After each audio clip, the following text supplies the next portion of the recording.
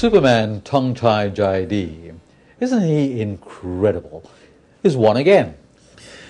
You know, when we last sat here a month ago, and he'd just won, I think, in Indonesia, and we were really singing his praises then.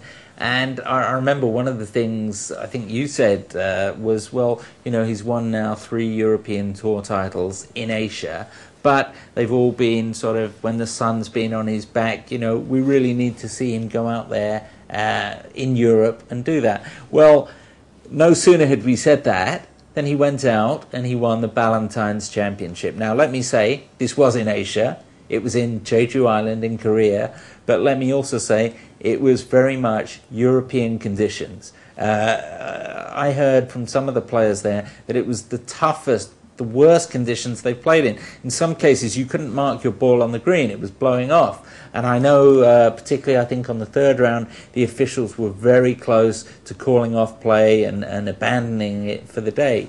And so here's a guy, Thongchai, who's obviously played in Thailand all his life with the sun there.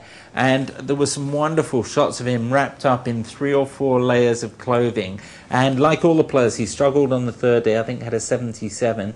And conditions did improve slightly on the last day. And he came out there and he got into a playoff with 2 other guys, and he won at the first hole of the playoff. And again, wonderful shots of him wearing the beanie pulled down over his ears, and you know, seeing it on TV, you could see how cold it was.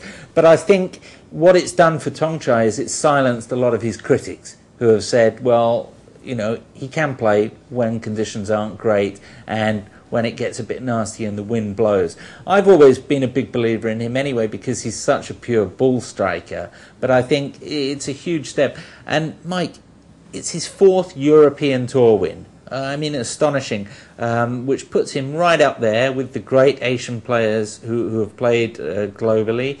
It was his 12th win on the Asian Tour as a co-sanctioned event, which extends his record on that front.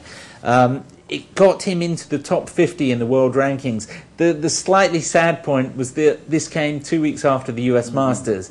If he'd have done it before, he'd have got back to Augusta. He didn't get a chance this year. It got him into the Players' Championship, where sadly he missed the cut. But again, I think the acclimatising.